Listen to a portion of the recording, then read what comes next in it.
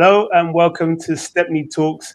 This is a look behind the scenes, and today I'm joined once again by Chase. Chase, how are you? How you been? How you doing, Stephanie? I said Stephanie. Stephanie? Bro, I haven't had much sleep in the past 2 weeks, but I'm doing good, mate. Thank you Yeah, for I've, having me I've on your show. I've I've seen you haven't had much sleep. No, man. Even when a shoot is over after midnight, you have that fire and that jazz, and you got to plan the next morning. And yeah, it was crazy, man. It was crazy hectic. But always when you move away from it, then you can start thinking about all the good times. Not while you're doing it. No, and stuff. You know what I mean? Well, we're here to talk about your new project because the last time we spoke, I think you was more on the music side of things, and we were talking about your journey and people that you had worked with, the Wu-Tang Clan for example, and how you came up with concepts and ideas. So this is your new project, and we want to talk a bit more about it. But for those of you that are just viewing for the first time, let's do a brief recap. Okay, so Chase, tell them who you are, what you're about, and what's your new project. Okay, well, I'm Chase Johnson Lynch, and I would always usually find myself as a producer. I used to produce music videos, as you said, like with the Wu-Tang Clan, as you hear my American accent. So I was working heavily in the 90s, writing treatments and making videos at that point in time.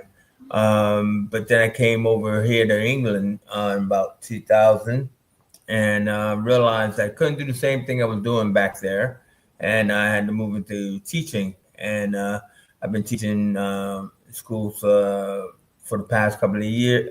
Well, for the longest of time until I was joined by my partner Rosie Rothschild to set up where we are now, a Condo Academy, about 8 years ago. Um, so this is Creative Media Academy that I'm in and still training the next generation. And last year, pretty much one of my people I worked with who's still working heavily, and hopefully he might join us because he's trapped over here. Lamont Burrell, who helped me make this project, he said, "Hey, want to make a film with you? And what do you want to do?" And I went through a couple of ideas, and it's kind of like, as I think I said at the time we talked before, a lot of writers have what they call like basement scripts, so scripts that are in the drawer. And Skeleton Crew was actually one of those types of scripts. It was kind of like a fun little horror film, a horror comedy where you got a music video crew. I was making music videos, so I knew all about that. But it's always about something goes wrong when it's a horror movie and everything. And I thought, okay, here's a simple concept that we could probably do here, and shoot in a short time window of like 2 weeks and stuff. And so that's what we set off to do. That's where the concept came from. And he brought uh, his fellow collaborator, who is the DP, Jose Martinez. And both of them, pretty much work extensively on films and television in America still and everything. And the stuff they worked on is phenomenal, from John Wick to Quiet Place to all kind of different things, as well as television stuff and music videos. So I'm very happy and honored that not only did they come to support me, but to be here for 2 weeks outside of their world, and to come into ours. Because that's what it is when you come across a pond. You come into another world. And but also too, is I have to thank my producer here with the company that we set up, Shadow Sphere Film, Gemma Rothschild, who you know, um, has helped me put this project all together, as well as Rosie Rothschild as well. So in that aspect, that's kind of like the team that helped make this a reality. I don't think you could do anything without teamwork. I've probably mentioned that before, because a skeleton crew was used to make the skeleton crew and everything. And hopefully you'll see some pictures and hear some stories and understand what it was, how it was we made this project happen. Yep. Thank you for the introduction. Thank you for telling us a bit about this, and to all those that you're working with.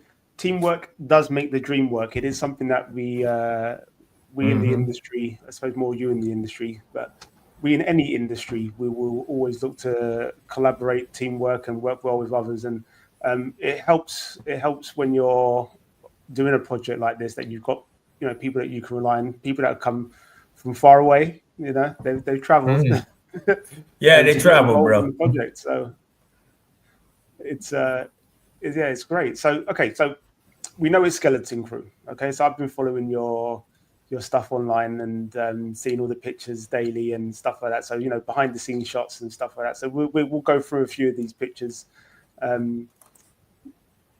But if you were to describe Skeleton Crew, how would you describe it in a bite-size sort of advert type thing? How would you describe it? See, I think the main thing about it is its unique quality. When it comes to making films, you have to have something that is original and unique. And usually that means that it's something old to something new, something borrowed to something blue, So this is kind of like, I call it a Scooby-Doo horror rom-com. And I mean, I've had people say to me, Scooby-Doo, what the hell? Who knows what Scooby-Doo is? If you don't know who Scooby-Doo is, you're dead, right? But the main thing about it is there is no dog, right? It's just kind of like the essence of what Scooby-Doo was about young people, like encountering things that are outside of their purview. And that's what happens with these guys is like, here they are, a ragtag bunch that are asked to make a music video in a haunted house. And hijinks happens. They don't expect, the various different things that go on. Now, I could say, the bad guy is someone who uses the power of nightmares. I can get away with saying that, but it's not a Freddy Krueger nightmare scenario, but it'll be like flash images. Like he could make you see things in flashes. Now, because they are filmmakers, they see horror films. So this becomes what I like to coin the term. And I like to say here first there, Stepney, that this is a nostalgia bait film, right? This will be hopefully something different in the factor that this is not for the Gen Y, for the Gen Xers, right? So all of the references to horror films and imagery is based upon like going all the way back to Scanners, to I would say Nightmare on Elm Street, but then that's too easy. Halloween, Alien 3. I think the coolest thing about this is when you look at it, you'll go, wait a minute, something about that is familiar. And that's what we focused a lot on was the visuals, is making, visual shots and you go like, you're eating your popcorn and go, what's up? You know what I mean? And I need to watch that again and hopefully come back, pay your money and watch it again. And that's what I call about nostalgia bait. So for those Gen Xers who like film that has character, that has story, that has image, this is not for the TikToker. This is not something that is going to be, it's not something that you're going to get in like 2 seconds and then you're off, and that's what I like about this film. It's a lot of flash images that if you blink, you might miss it, as Ferris Bueller says, so that's what this type of film is. And I think that is what its unique quality is. So attention, nostalgia, throwbacks, references. I love a good horror film. I can't lie. I watched Sinners recently and absolutely enjoyed that film. I think Ryan Coogler done a fantastic job. Even the soundtrack was beautiful.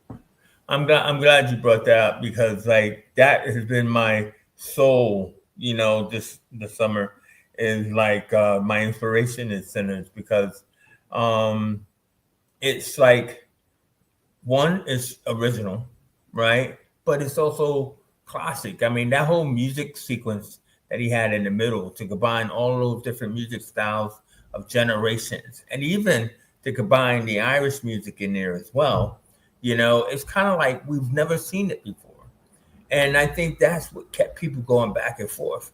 Not just because like they saw themselves represented, because that's what I think is a lot, about diversity in films, is that this is not just like one character, but it's a multitude of characters, that are someone that might represent you. You can see yourself in there and everything. But then also too is that you're going to see something that, well, we're not doing the same old thing. Even though you remember, like, you probably know of Art the Terrifier, the Terrifier films. What they didn't know what they had when they first made that character, but they knew that they wanted to create a new Stalker, where we have Michael Myers and Freddy Krueger and all that kind of stuff. And now they got Art the Clown, and they're on their third one, which each one keeps getting more and more money and making more and more money. So even though they want to do that with Sinners, hopefully Ryan doesn't go down that route, because he doesn't need to. He's already made the bank, broke the bank, and can move on to his next idea, and not be swayed by the system saying, hey, you got to make 2 and 3. With us, that's what we're trying to do, is like, if we do something unique in that fashion that people could find endearing, relatable, familiar, that's what our goal is set out to do. See, Ryan, he broke ground to that film, so I think it's they gave the studios gave him back the rights to the film, so any money that he makes from it. Well, they never do that for people as well. Never do that. So he broke because they wanted him. They wanted him. They can see that he's a visionary. The way he shot the film, I watched one of his, I think it was with Kodak, and how he shot the film with the different cameras, and at different IMAX cameras. Yeah, you can watch it in different through different lenses, basically. Like, it's just phenomenal. He is fantastic, and that film, like I said, as you just described there with the music and how it goes through, is although my son hasn't seen it, Kid 2, he's heard the soundtrack and he loves the soundtrack. We listen to the soundtrack a lot because my wife, she's the one that had it playing. She was like, that sounds like it's going to be awesome. And then we had it playing. And I think my favorite song on the soundtrack is Flame of Fortunes. And I think the way that is... Oh, no, I like the one about the sun that Miles Caton sings, man. It's been a long time. I lied to you. A long time. Oh, my God. Is that amazing? He's got an amazing voice. Speaking of soundtrack, I mean, being that we're a creative academy and stuff like that, we're also, work with a record label here who Rosie runs, where he's working on the soundtrack. And actually, we're actually exclusive. We're actually shooting the first music video tonight. Yeah, I mean, tirelessly working hard. My brother has actually, taken a group of artists and created one of those things, which would be like a soundtrack video. You know how you'll have the artist sing, and then you have clips of the movie. So like a promotional thing and everything. So we're hoping to do that, but the song is fire, man. I mean, yes, okay, I'm biased, but I mean, it's fire, and and that's what I like, is that reason why we're doing a follow diary while we're working on this is because it's because people don't normally do that, right? They don't normally kind of show you, their underwear, right? And stuff like that. But we're so proud of the imagery, that we've been creating and working hard. I mean, you talk about those IMAX cameras. I mean, my brothers like Jose and Lamont, who came over, they brought red dragons, I mean, we're not talking about just simple black magic cameras. We're talking about red dragons, the reds, and in that aspect is that the quality of it is which is why, it's you gotta be careful in the ultra sharing, but knowing that that's coming, we're just so happy, and I'm proud to share the journey, because these are regular. We're not famous, yeah. What I mean, we're filmmakers, and I used to be proud of being a guerrilla filmmaker and everything like that. But what I'm most proud of is being able to have a team backing me, where we were able to awaken that spirit. That's what, again, with the sinners thing, it's like you're awakening the spirit of creativity. And, they call me the mad director, right, Gemma? Gemma's hiding now. You saw her sneak into the background. She doesn't realize that, like the wide shot of the webcam. But yeah, I mean, like, yeah, I'm crazy.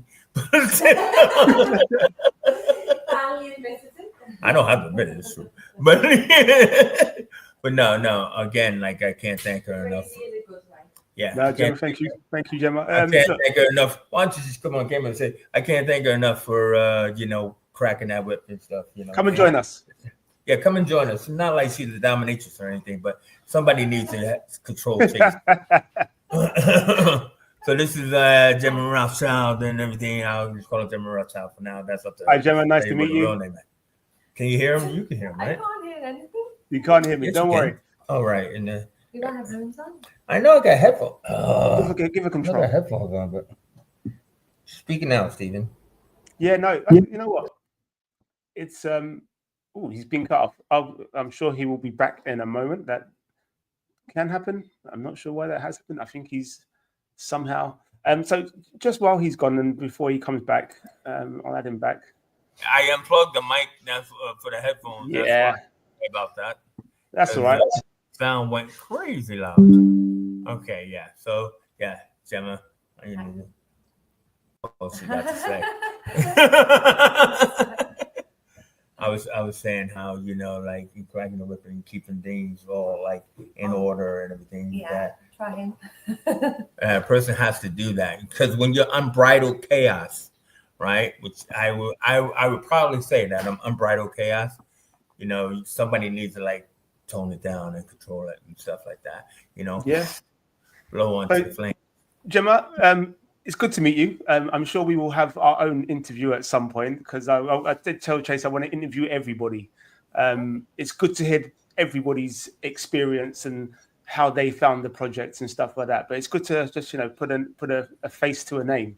And if I was to ask you a question, what made you get involved in the project? What was it that made you think this is something for me? I just never been on a feature film before. So when Chase was speaking about it, the more he talked about it, the more interested and excited.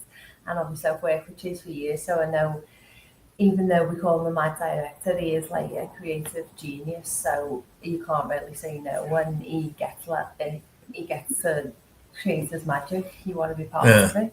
But also, I told them about how we're here at, like, Big Condo Academy. So, like, you have your own company and everything like that, and what you do. Yeah. But you also do special effects, makeup, and everything like that. But you also have the fashion shows, and she just delivered the 100 Years of Fashion last year as well, and stuff like that. So when I needed somebody to produce a project, I knew that even though I was going to be a producer and stuff like that, if I focused completely on that, it'd be taking me away from the creativity.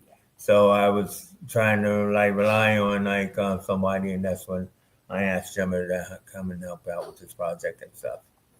Yeah, it's Gemma. It's very difficult dealing with creative types, especially ones that have a lot of chaos. That bring a lot of chaos. 'Cause I always tell people, look, most creatives, most people that have got into the creative industry, whether they're singing, acting, dancing, directing, producing, whatever it is there is an element of chaos to their madness. In their head, it's kind of controlled, but as it comes out, it's not as finely defined, and somebody like yourself to just keep everything on track, to keep everything going in the direction that it needs to go in, is as equally important as the chaos itself. So yes, it is an important role.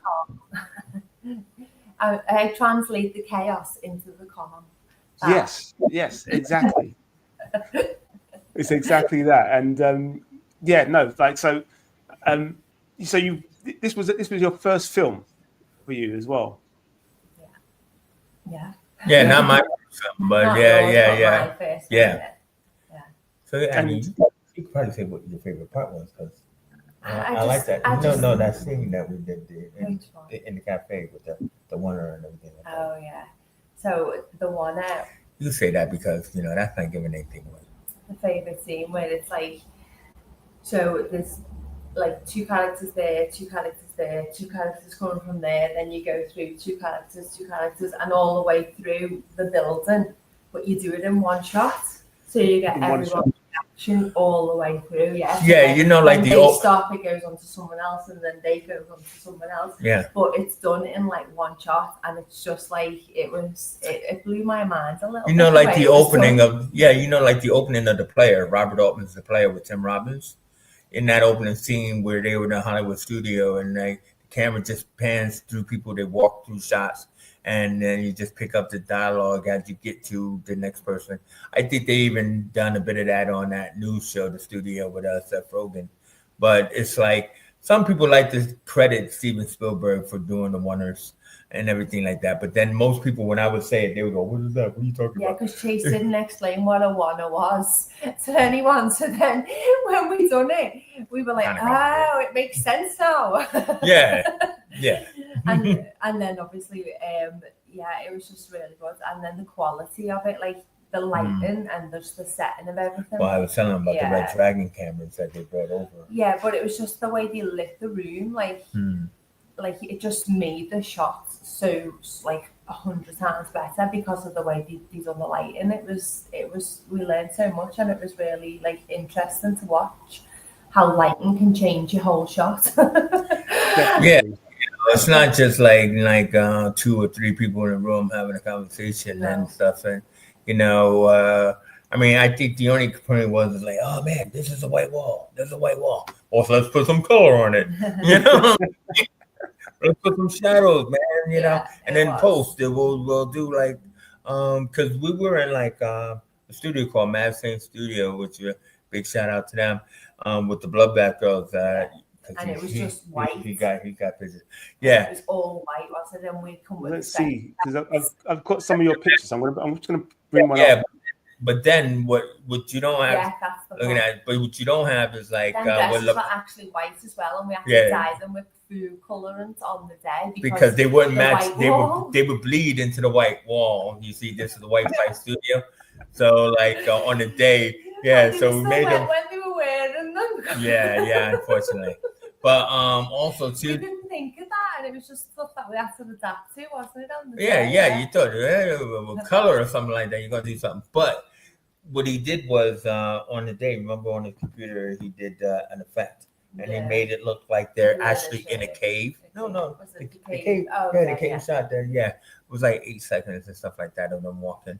I mean, so I'm not a big fan of AI, as most people aren't a big fan of AI, but then there are uses, which people keep trying to tell you is like there are uses that you can use them for. You just don't want to fall into complacency of relying on AI. Yeah. I mean, we have good story, we have good acting, and good camera work, but obviously, you can't blow up a building, can you? No matter how much we want to. I know. It's just not feasible. Yeah, it's not feasible now. Or like when we had or like when we're not talking about the budget. But then when the guy had to like hit the mirror, obviously you can't make him hit the mirror and it shatters. So there are things you have to do where it's effective. Yeah. That's why that's the fun about it, isn't it? Yeah, post is everything, bro. That's the beauty of film is AI will obviously have its place. It's just like a green screen or anything else. Will have its place in a film and in the production of it. But I think what more and more people are actually looking at now is scaling it back again, and I think that's why something like Sinners it did well, because he scaled it back a bit. You know, it was a lot of just good camera work. Yeah. He still used 2 actors, Yeah, but he had to like do some form of that to make it like Michael B. Jordan twice. You know what I mean? So it's like they won't say it, but they had to do something to do that. Yeah. But that's the beauty of cinema, you know. It's bringing something to life and bringing it as a visual spectacle for the audience, for the viewer that are actually able to watch it and take in what they're seeing. Like I said, I do like a good horror film, so I go back to being too young in the 80s and watching Nightmare on Elm Street for the first time with my brother, and it was Freddy Krueger was the thing of your nightmares. You know, it was even the song. I think it's in. Is it in number 2? Okay. Freddy's coming for you. Yeah, that one. That left an impression. Well, tell them I mean, I'm a scared cat too. So and it asked when you send me pictures. Yeah, so when I do like the special effects, or we get the special effects, I show them to Chase and is. That's how you. Wait. Why are you making a horror film? It's not. I thought you were doing it. That's what he does. He's the most scaredest person ever. You can't show him any blood or special effects or anything, and then he makes a horror film. Yeah. We were on set doing any of it, and we were showing him, and he was nearly jumping out of his chair. Yeah, that's a good sign. You know, like I was telling you, like how I wanted to thank people like the House of Killer Props for making stuff for us. But like, you know, when it came to that American Werewolf in London, Mass. Yeah. That Samuel. Oh. Sure, it's something No. No, it's not, but there is a skull. But no, we had a American Werewolf. For as I said, these are like, it's a lot of shots that are like quick shots, right? Just for the shock value. So that's the horror bit, is that we have to have shocks. If you don't have shocks, what do you got? I mean, because John Carpenter, you know, made a great career for Halloween, but a lot of times they call it a bloodless horror movie, even though you had a little tip of blood here and there and stuff. But you have to have the shock, and that's what Halloween had, and that's what hopefully we have. You know, where we're doing that. You know, so they had a really good, American Werewolf, and when he first did the transformation, Rob Bottin's. So we had some stuff. We had some stuff with the girl, and it was freaking me out. And I was like, okay, I can't watch this. But that's the reaction I want from the audience, you out there, right? So that's the only reason why I'm doing it. If I'm scared, I'm hoping that you're going to be somewhat scared, and not going to say, man, he's a punk. Why is he scared of that? It was just so funny. Yeah, well, we tried. With all the special effects what he created.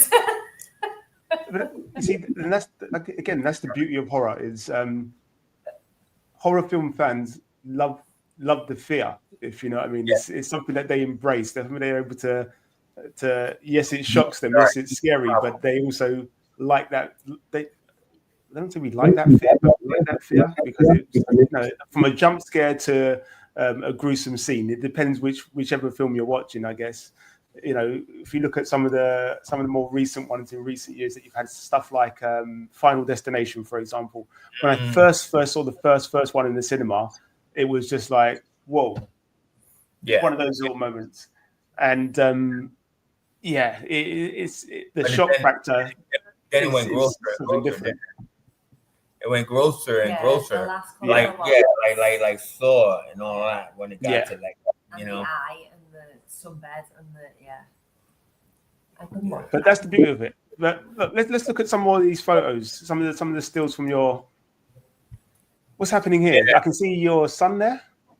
That's my son there with the afro and everything, and like he plays a really cool sardonic character named Ike, and then Donald, this kid next to him with the sunglasses. I mean, what's cool about it is that it's funny is that like he's supposed to be a colorblind character, so he's got like these rainbow glasses and stuff. Yeah. But he's phenomenal. Girl in the middle, Amy Anu. She's her career is just rising. I think she's doing some BBC show next month or something like that. Yeah. And Sammy Gerard, look at that. See, she's wearing the glasses, man. Mm-hmm. She fell, like her character falls into the room at one point and she drops the glasses on the floor. And I just wanted to say Jinkies. Jinkies, my glasses. And I had to stop myself from letting her do that because I do some, let some corn beat. And then that's Addie at the end and stuff. So I can't tell you what they're doing, but it's a powerful moment of what they're doing right now. But this was the last. Oh no, it wasn't the last time. It was the second to last setup and everything. At the end of a long shoot and stuff. Yeah. So yeah. And then we go on to this one. I'm guessing this is just. These are the Americans that came over. We couldn't have done this project without them. Jose and Lamont. As I told you, they worked on like everything. What was it? John Wick and Quiet Place and all kind. Jose Martinez. If you look him up, West Side Story, yeah. If you look him up on like IMDb, boom. And then Lamont is my boy. Like when I was working in the States, he was the one I was doing the Alicia Keys stuff with that I probably mentioned on that last show that we did. And and he's also the one that came over and said, look, let's make a movie, and he brought all this is their equipment. Can you imagine traveling on a plane with all this stuff? I don't know how they got here or how they got out. I mean, I think Jose just what is like. You know what I mean? It's like Lamont remember when he had the cargo pants and he had like stuff shoved in his pockets? Yeah, pants on pants with pockets. Pants on pants. Yeah, exactly. Yeah. Exactly. So yeah, we couldn't do it without Gemma. Yeah. Division, like so. What was like behind the scenes? Was it, obviously it's a horror film, but was it quite? I'm guessing there was a lot of laughs. Was it quite serious? What was it like? Maybe Gemma, you explain what it was like trying to control the chaos. I mean, I did have a meltdown or two, but it was a lot of laughs. It was good. It was good vibes, really. Everyone just had fun. Everyone looked after each other. Everyone helped each other. And it was just a good positive vibe. I think what it was because our crew was small. Like you probably talk to people where they have like, crews that are 3 and 3 crews. And it seems like the bigger the crew, the more time they waste. So time is of the essence. So it's like, no time to waste doing anything. But in that aspect though, you get that kind of vibe of we're all in this together. It's like we all gotta like crawl through that tunnel like I would say Escape from New York, but I meant the Alcatraz. I don't know, some kind of escape movie. But yeah, it was really good. It was really good vibe. I mean, that's why one of our main crew guys, John Stonehouse, he would constantly make fun of me. Not really make fun of me, but he would capture my essence of why is nobody listening to me? Right? That would be what do you call? That would be like the catchphrase. Is why is nobody listening? But he would do it like me and stuff like that. So I would have to tell you, you're not me. It was a lot of funny behind the scenes, like people like making jokes, mimicking each other, weren't they? Playing like. Well, also, aren't you releasing some of Liam's posters now? Pictures. Not yet. I mean, well, but I will be, yeah. So we had one of the crew guys. See, this is how people do double duty. One of the crew guys, Liam Jolson, I would just want to give him a shout out because he, was a fantastic set photographer. We didn't think we needed one until he started taking pictures. Yeah. And so we released some. You probably seen some. If you would have seen a black and white picture on my face, he would have done that and everything. But like that, and phenomenal, man. I mean, he would capture. He's a visualist. He would capture moments, and it was great.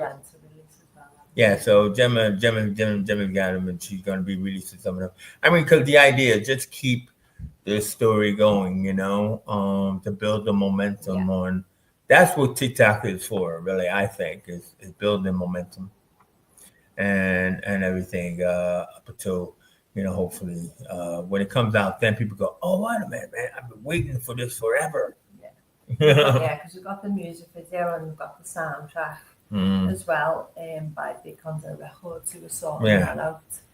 So that's exciting. And it's phenomenal. The first track. Well, there's already 2 tracks, but the first one is. Some of the actors that are artists as well, music artists, so they're featured on the songs, which is even cooler. So the part of the soundtrack as well, which is also another great opportunity for them to put on. That's again, I think that in itself is quite a unique thing, to have. In films you have people that sing their songs if it's like a musical or something like that, but for the artists themselves to create the songs for the film as well, that's got to be quite unique, and it must rarely happen unless you're saying. Oh yeah, I mean, because it's kind of like when you're in New York, you obviously get that vibe more like when people are making films, but that's why what we're doing is hopefully it's like showcasing Liverpool for. It's supposed to be home of the music, like the home of the Beatles. It's a very music city and everything. And it's a shame that we were mainly indoors, for this project. Can't really show all of the, because a lot of American films like Fountain of Youth was just shot here, Batman and all that. And they go to our iconic locations, but they only see the location iconically from like looking at the Canard Building, St. George's Hall. But they don't go down these streets, man. They don't really show like Liverpool for what it is. Yeah. But I think you'll get the essence of it by the people that worked on this crew, being from Liverpool and being, creatives and filmmakers that just want to like do some stuff, man. And we couldn't thank them enough, actually. Yeah. For being a part of this project. Yeah. It's like I said, it's definitely a beautiful thing that you can use the artist to again showcase and highlight stuff that they're doing as well. It doesn't come highlighting an area like Liverpool again, as you said, with its history of music and some of the I wouldn't say less iconic areas, but some of the places that you might want to shoot. You shot it inside, but some of the places that you might want to shoot and reference so that people get an idea and more of a feeling for it, but that's for another film. But obviously, we have like establishing shots of these places, and you go, "Oh my God, where's that at?" That's pretty cool, and everything. But I'm just meaning that we don't see the whole of the city as you think we could showcase. Yeah. But I think also too is just to be a little bit diverse here, is that like. When people think about Liverpool, they think about the old school, calm down, the Jerry curls and the track suits, Harry Enfield, and all that. But these are diverse people who also are Liverpoolians. You know what I mean? And we weren't trying to do the Scouse accent, but I didn't want them to fake American accents. I just wanted them to be themselves and, to show it is a, a different vibe and sound, but, and some people might have to go like, but I can understand it. Yeah, that's only because I've been here. I was going to say, you've been here a while. I think Jose Lamont was like, I think I get it. At least they're kind enough to not ask people to repeat themselves, though, right? And they go, whatever he said. You should be used to the accent by now, JC. You've been here for how long? talking about Jose and Lamont, though. You know, our American guys. I don't think they did. I had to slow down talking to them. So I had to talk with normal speed. They were like, yeah, exactly. All right, calm down. That's what you got. That's what you got to do it, right? That's the crazy thing is, whereas our English regional accent. So you look at the Liverpudlian accent, you look at the Geordie accent. I don't know if you're from the northeast. It can be difficult to understand. You know, sometimes subtitles might help. You're from Manchester, aren't you? No, me, I'm a Londoner. Oh, right. I do not tell the accent. No, I can't. No, I can't tell me. I'm an East Londoner, born and bred. All right, bro. All right, that's all good. It's all good. But I can still, like you said, I can still understand you. And so it's all good. Yeah, because Londoners talk quite slow and clear. I think you know, it's also, like I said, it's that diversity thing. I think, like, you know, I mean, I think, you know, we get one another. You know, we understand that, but it's like when you just said about regionals. I mean, if you're a Brummie and that's not a rude word, is it? Being from Birmingham. No. You know, there are accents and there sounds all over the place. But I think people can get it, you know, especially when they see what it is that you're talking about, you know, us being very visual. I think that's also main key about it. Yeah, like I said, for us in England, we get it. So, you know, we hear, you know, regional accents, and we just picture the voice or the voice. We put it to a place. So we go, okay, yeah, a Liverpudlian accent, so they must be filming in Liverpool. A Geordie accent, they must have filmed in the northeast. You know, if you've got a Brummie accent, and a Brummie accent, the Midlands is quite regional, depending on where you are. But it's very slow. So Lenny Henry's he's from Derby, I think it is, and he was always Dudley. That's it. He's from Dudley, and he'd always go, to speak from Dudley, you'd have to speak really slow. Hey, listen, don't make fun of Dudley. No.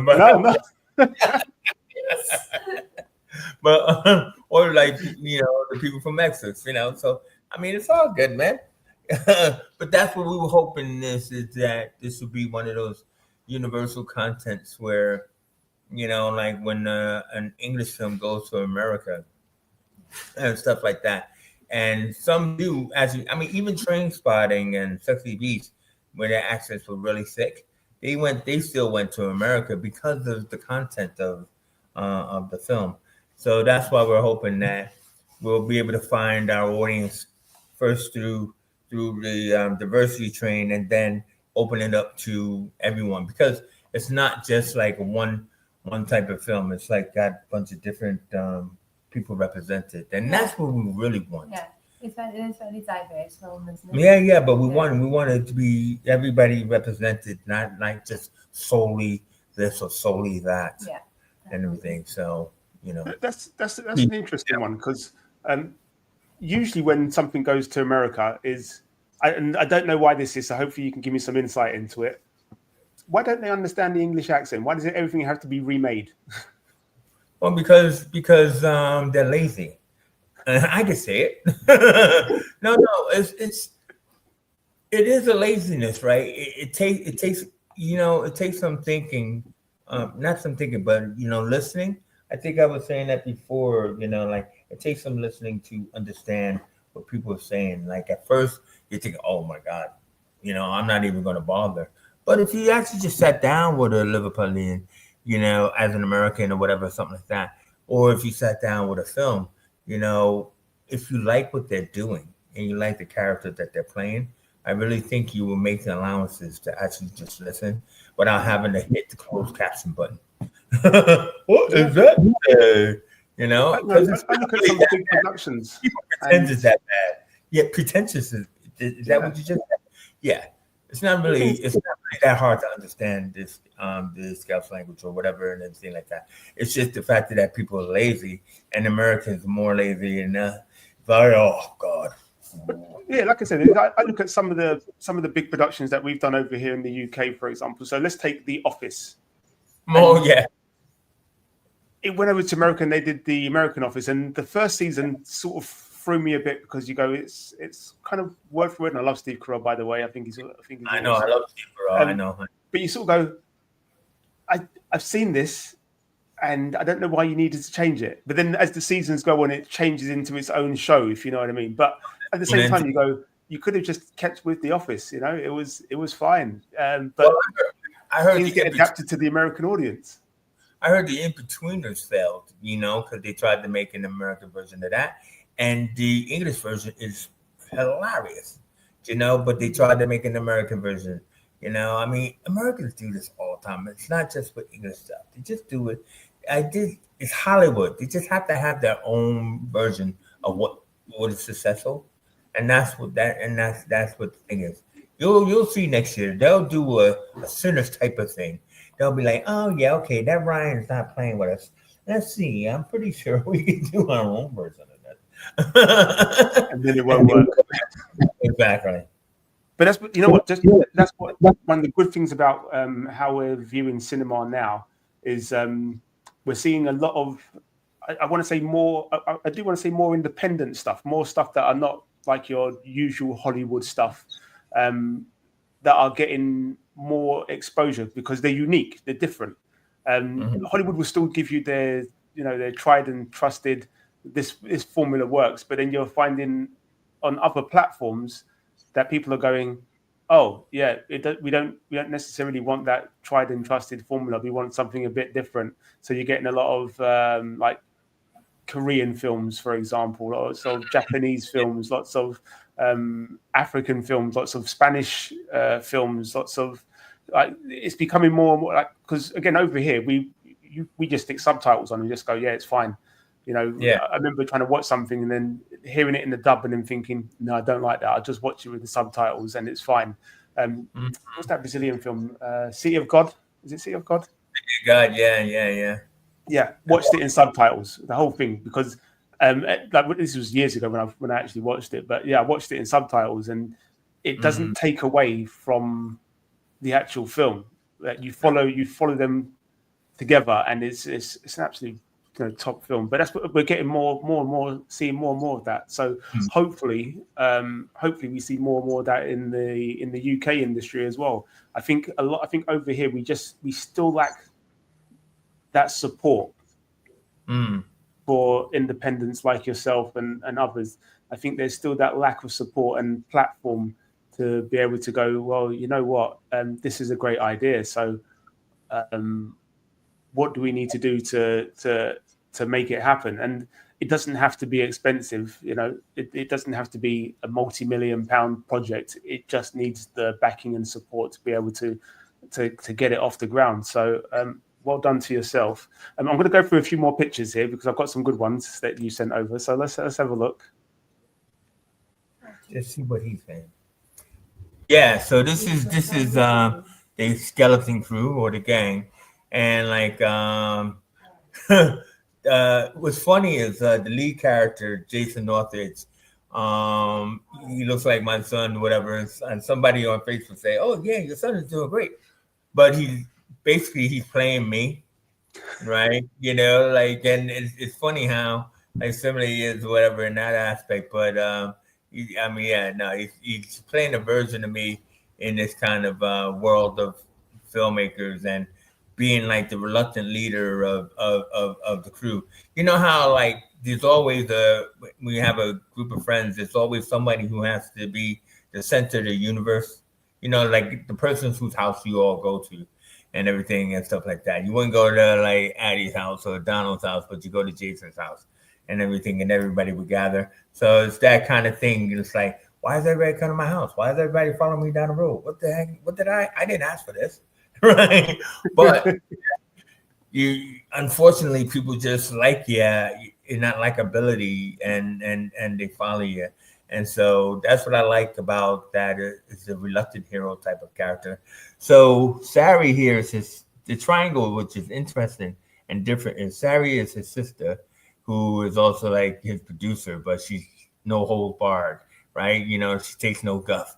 And Layla is their like production manager or coordinator, where she does all the actual work, but she's in love with Jason. So it's kind of like my Archie, Betty, Veronica triangle, or Dawson's Creek would be like the Dawson, Joey, Pacey thing, because it's a how should I say, it's a trope, right? But it's different trope. You know what I mean? So it's not like a big love story. Like sometimes you could just have friends or the people that are around you, and but then there's those feelings, and that's what we were hoping to try and capture.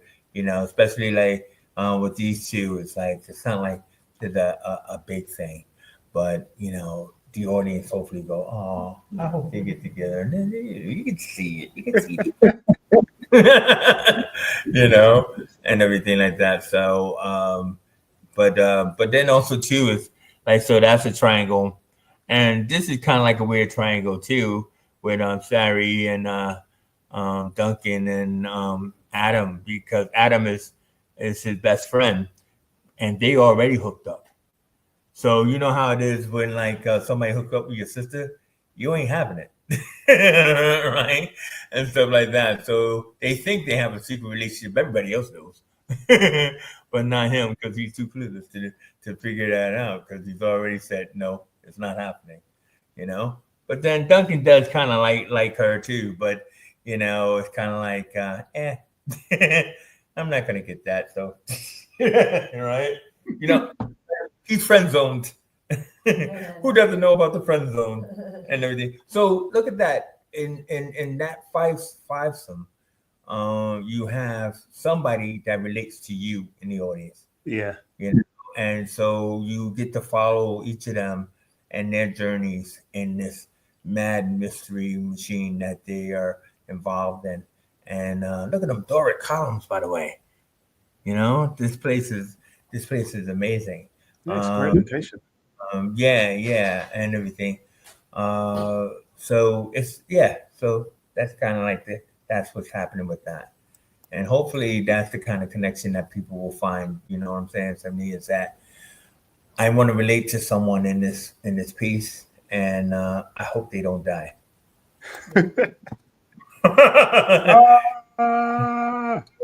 Yeah, I take it they're not singing here.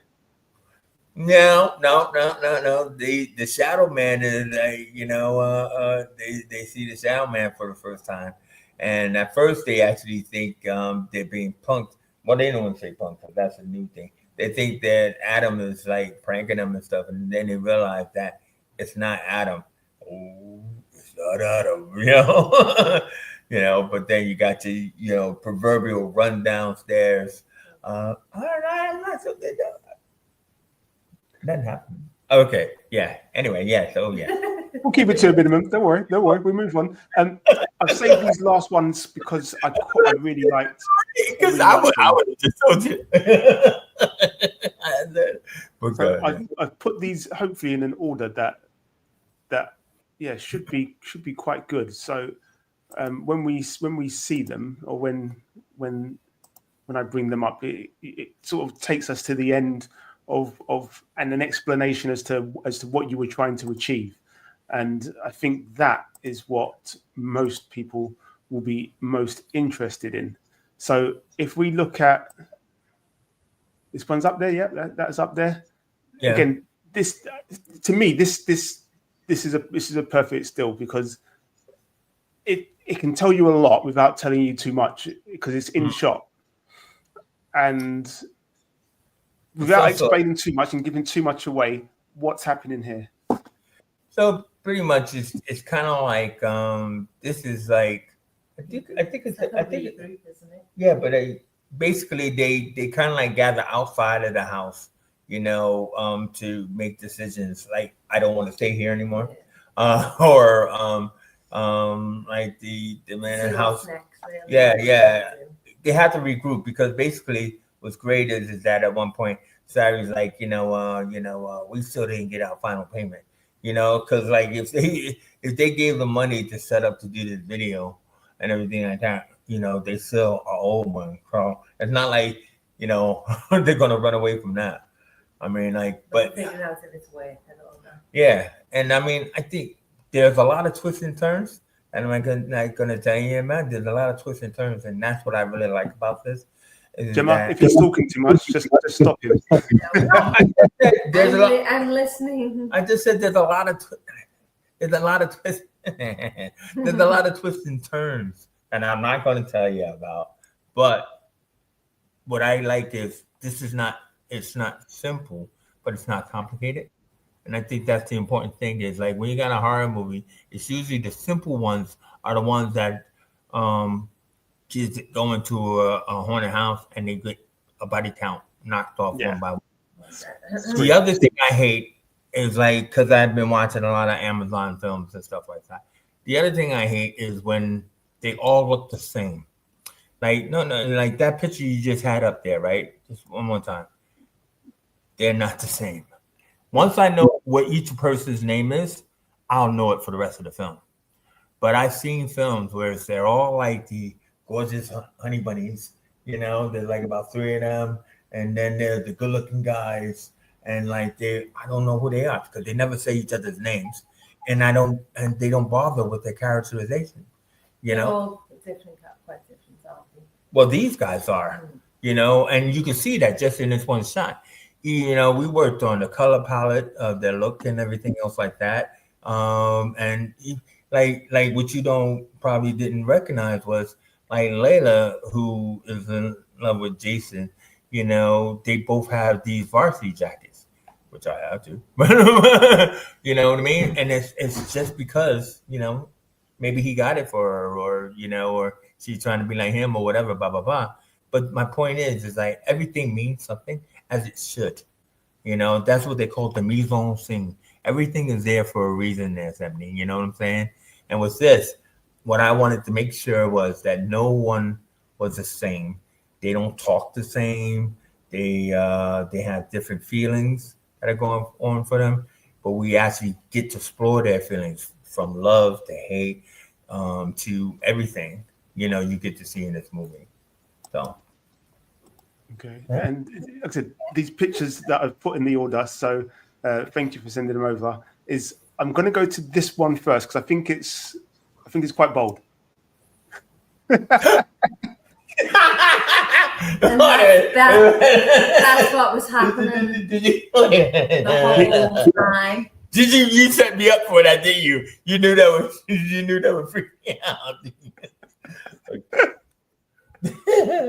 I'm calm down now. That is a man in love with some blood. Oh, well, He's smelling the blood. See, like, yeah. So that's our bad guy. But the thing about it is that I could explain this psychology. He rips out his own engine. What? You can't. This one is just a visual. It's there to scare you and others. I have to put a warning before I put this one out. And then you have to put a warning on it. I think that is Shadow Man. That's my Shadow Man, dude. You know, where's my shadow? But like that's my Shadow Man, and plays like very alpha. Yeah. I mean, like, but this what's really cool about it is like I wanted to, you know, we've always seen like the Baron Sunday types, you know, when you're looking at voodoo and everything else like that. But this was, I thought, was really different and unique. You can't even see that he's not wearing shoes in this shot here, but you know, but you see him walk down the stairs, kind of like that slow walk. Why does he look like there's a giraffe? What's a giraffe? A giraffe. Yeah, in the back. It doesn't. It does. I'm like, you didn't have any giraffes on set? No, yeah, that's a light helping to create that nice spot. No, all right, no, that's true. That's true. But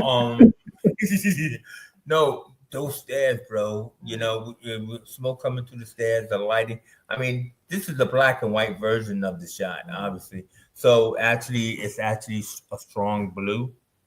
The color is actually like a strong blue. But it still gives you the same black and white or neo-noir feel to it and stuff. But yeah, I mean, I'm hoping that you know, does that whole art Art the Clown thing from Terrifier. Mm. Well, we'll see. And then It'd be the piece de resistance. Yeah, This Jim is a- does. It's an AI poster, but basically, it's not really. But anyway, 'Cause it looks not this like is. them. But that was actually a picture of our character. It was my version of the Joker and Harley Quinn, poster. Yep. And everything like that. And one of the dream sequences is a dance. But these are the villains of the film and everything. And I just thought, wow, this is so dynamic looking, and everything. But we're still working on the poster and all that other kind of stuff. But this was just something that just did, just like the original poster that I had released. That was done in ChatGPT, didn't have our actors and stuff like that. But it was just a way of showing people about the Shadow Man and the diversity of the group and stuff. No, that's good. I'm going to ask Gemma. This one's for you. What setbacks did you face? I see how you pan to Chase there. That's apart from the chaos. Well, we were supposed to shoot 2 weeks earlier than what we shot, so we lost half the cast because the new dates they couldn't come, so we had to recast. Casting was hell. 2 weeks before, and we were still casting up until. I mean, you don't have to say that. But... we were still casting up until we nearly shot the film. Only one person. Still casting. Yeah, that was one of the main things, but it worked out better, to be fair, because we ended up, I think, with the right casts in the end. So, but it was obviously stressful at the time. And I mean, and this is no slight against the actors who were very professional, who first were involved in the film. I think what you probably heard in talking to other filmmakers there 7 years is that, we were doing like rehearsals and table reads with original cast, and then different things didn't work. So and you had to kind of like you have to switch the characters around, or you'll be stuck with characters that you're feeling that is not like working or chemistry. But they were great actors, so I'm not like disputing them on that. It was just that you got to get the right mix, for that food to taste great. It's funny because I was speaking to. I've done interviews with. You guys know the Hope Street Theatre? Oh yeah, of course, yeah.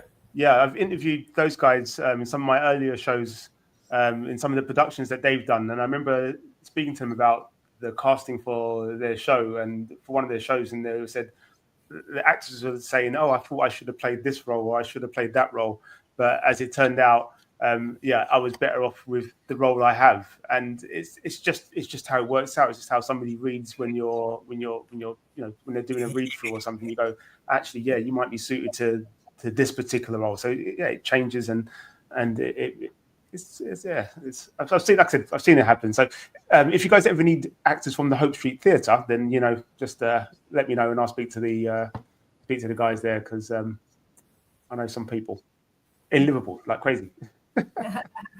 Well, yeah, I mean, basically, I mean, as one project ends, new ones start to creep up. So, I mean, always Shadowsphere Films, I mean, this is the beginning, and like what we want people to understand is that we're local, and we're open to, all types of diversity, as well as we're not like pretentious about like what you have or what you bring. Just bring heart. Yeah. Do you know what I mean? And I think anybody who works on film productions like Lion Pictures and all that will always tell you that it's a test for stamina. Like who's waiting to leave, who's willing to pick up pipe, who's willing to like help out wherever it needed to be helped out. And you can only tell that when you're on set and everything. And because when it comes down to pretentiousness, you're not going to survive in this business. And this business is worth surviving in, because you can strive up really high and fast and get to your needs. Even if you were a director or a writer, you still have to do something to get inside the gate to make a product and content. So all I can say is work on your own interpersonal willingness to be involved, because that's all anyone wants from anybody in this business is their willingness to be involved. See, that was good, wasn't it? We'll caption that bit. Sorry. This part, what do you want to do with the film? Like, is it you want to take it on tour, like to Cannes or the film festivals, for example? Enter it into there's usually like the UK film festival, so lots of people go through the UK film festivals and get their film submitted for entry. Do you want to get it onto like one of the streaming platforms? Do you want to go to Cannes? What's the aim and goals? So we're not turning anything down, like as far as streaming platforms are. I mean, they're like a change of rules around VOD and all of that, where even if you end up on a streaming platform, you can still get a theater release. We are taking note of that, but what I know, which is great about, I would say, the UK, is that they have a strong horror community as far as festivals are concerned. There's a way of doing the festival circuit, as far as that is concerned. But I would say our goal really is Cannes, because that's where the bigger seller market is, that has its best chance of being able to get the deal that you want to get. I mean, like if you go into a festival, most of those festivals are free. So it's not like you're going to like garner any fees from it. You only will garner buzz. And buzz is good. Don't get me wrong, buzz is good, but fees are better. Amazon is good, but Netflix is better. Right. So like it's that kind of thing of understanding the way the buyer's market is, which is what our goal and understanding is.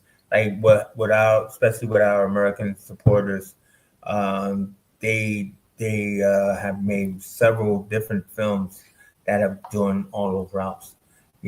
So I mean, our main thing is by having a small budget as we had, we're guaranteed to make our money back. But what we want to do is make more films. Yeah, that makes sense. I mean, I know that funding is probably, like I said, I kind of mentioned it earlier. Funding is probably the most difficult thing in getting that support. I know lots of people do things like crowdfunding and stuff like that. Especially when you don't have nothing to show, and that's why now that we're in the post-production phase, we have stuff to show. That's why, we purposely did the follow diary. So we create the buzz that way. Of like, hey, what is this film I've been hearing about? Oh, wait a minute, you did that film? Oh, wait a minute, I heard about this film. Oh, I saw some images from that film. That kind of thing like that. So we already had started, and basically you, as our first full interview, which we appreciate you doing this, is it's the beginning of that conversation that goes on, and everything. So we want to thank you for having us on your show. No. Thank you for reaching out again and for taking the time. Both of you for taking the time to come and speak to me. Like I said, it'll be great to have all of your cast like separate, not all at one time, but we can have a few people at a time. They can log on from wherever their location is.